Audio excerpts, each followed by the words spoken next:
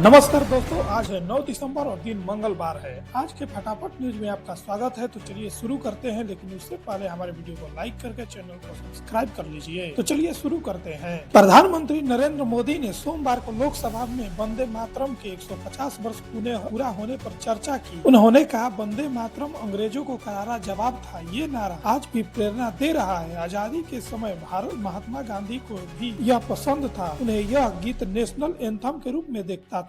वहीं देश की सबसे बड़ी एयरलाइन इंडिगो की उड़ान सेवाएं सोमवार को भी पटरी पर नहीं लौट सकी। दिल्ली, श्रीनगर, हैदराबाद, बेंगलुरु, अहमदाबाद एयरपोर्ट में से अब तक 250 से ज्यादा फ्लाइट कैंसिल हो चुकी है। एक दिन पहले भी एयरलाइन ने 650 से ज्यादा उड़ानें रद्द कर दी थी। हालांकि कंपनी ने 2300 डेली फ्लाइट में से 1650 संचालित करने का दावा किया था। देश के 12 राज्यों और केंद्र शासित प्रदेशों में चल रहे वोटर लिस्ट में स्पेशल इंसेंटिव रिवीजन SIR के फॉर्म 11 दिसंबर तक जमा होंगे। इसी बीच तमिलनाडु में अब तक मिले डाटा में से पता चला कि मसौदा मतदाता सूची से 84 लाख से ज्यादा वोटर्स का नाम कट सकते हैं। राज्य में अब तक 84.91 लाख एन्यूमेशन फॉर्म अनकलेक्टेबल श्रेणी में है, यानी इन फॉर्म को अलग अलग कारणों से इकट्ठा नहीं किया जा सकता है। इसमें अधूरी जानकारी होना, 2003 की लिस्ट में नाम न मिलना, वोटर की मौत या शिफ्ट हो जाना प्रमुख कारण है। वहीं कांग्रेस सांसद मनीष तिवारी ने सांसदों के व्हीप की बाध्यता को कम करने के लिए लोकसभा में एक प्राइवेट बिल पेश किया है। इसमें उन्होंने प्रस्ताव दिया है कि अच्छे कानून बनाने के लिए सांसदों को व्हीप से मुक्त किया जाए, ताकि वे पार्टी लाइन से हटकर भी वोट कर सकें। वहीं क्रिकेटर स्मृति मंदाना और सिंगर फास मुचल की शादी टूट गई है। दोनों ने इंस्टाग्राम पर स्टोरी लगाकर इसकी जानकारी दी। शादी 23 नवंबर को होनी थी, लेकिन उसी दिन सुबह शादी टल गई। संगीत से लेकर हल्दी के कार्यक्रम हो चुके थे। सोशल मीडिया में दावा किया गया कि फलास ने स्मृति के साथ धोखा किया है। इसी बीच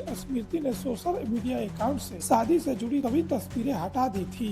वहीं क्रिकेटर विराट कोहली ने अपने परिवार के साथ विशाखापट्टनम के सिंहाचलम मंदिर में दर्शन किए। इस दौरान उन्होंने पवित्र स्तंभ को गले लगाकर की परंपरा में भी हिस्सा लिया। वहीं केंद्रीय गृह मंत्री अमित शाह ने गुजरात के वाद बराद में बनास डेयरी द्वारा बनाए गए बायो CNG और फर्टिलाइजर प्लांट का उद्घाटन किया है। वहीं रक्षा मंत्री राजनाथ सिंह ने सीमा सड़क संगठन BRO द्वारा निर्मित 125 रणनीतिक परियोजनाओं का उद्घाटन किया। इनमें 28 सड़कें, 93 पुल और 4 अन्य परियोजनाएं शामिल हैं। वहीं रोहित शर्मा के इंटरनेशनल क्रिकेट में 20,000 रन पूरे हो गए हैं। वे ऐसा करने वाले भारत के 4थे बल्लेबाज बन गए हैं। वहीं पतंजलि योगपीठ और रूसी सरकार के बीच हेल्थ और स्किल्ड लेबर कैटेगरी में एक समझौता हुआ। पतंजलि के फाउंडर बाबा रामदेव और रूसी मंत्री सर्गेई चेरेमिन ने समझौते पर साइन किए। वहीं थाईलैंड और कंबोडिया के बीच एक बार फिर से हिंसा भड़क गई है। CNN के मुताबिक थाईलैंड ने सोमवार को सुबह F-16 फाइटर जेट से कंबोडिया के एक कैसीनो पर एयर स्ट्राइक की। थाई सेना का आरोप है कि यह कैसीनो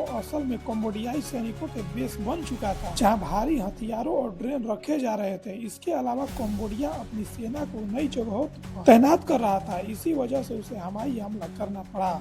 वहीं रूस के राष्ट्रपति व्लादिमीर पुतिन की भारत यात्रा के दौरान दोनों देशों के बीच चेन्नई व्लादिवोस्तोक ईस्टर्न कॉरिडोर को लेकर चर्चा हुई है। यह कॉरिडोर सिर्फ 10,370 किमी लंबा होगा, जिसे भारतीय जहाज औसतन 24 दिन में रूस पहुंच सकेंगे। वहीं पाकिस्तान ने भारतीय विदेश मंत्री S जयशंकर के उस बयान की आलोचना की है, जिसमें उन्होंने पाक आर्मी को भारत की कई समस्याओं की वजह बताया था। पाकिस्तान ने कहा कि उनकी सेना राष्ट्रीय सुरक्षा का मजबूत स्तंभ है। जयशंकर ने नई दिल्ली में हुए हिंदुस्तान टाइम्स लीडरशिप समिट में कहा था कि पाकिस्तान की कई नीतियां उनकी सेना की वजह से प्रभावित होती है। उन्होंने कहा कि हमारी ज्यादातर समस्याएं वहीं से पैदा होती है। वहीं संसद के शीतकालीन सत्र के 6ठे दिन सोमवार को लोकसभा में वंदे मातरम के 150 पूरे होने पर चर्चा हो रही थी। इसके लिए 10 घंटे का समय तय किया गया। प्रधानमंत्री नरेंद्र मोदी चर्चा की शुरुआत कर रहे थे। लखनऊ के संसद और रक्षा मंत्री राजनाथ सिंह समेत कई केंद्रीय मंत्री भी इसमें हिस्सा लिए। सपा मुखिया अखिलेश यादव भी चर्चा में अपनी बात रखे। दोस्तों, आपको यह न्यूज कैसी लगी कमेंट में जरूर बताइएगा, और ऐसे ही न्यूज के लिए हमारे चैनल को सब्सक्राइब कीजिए। धन्यवाद।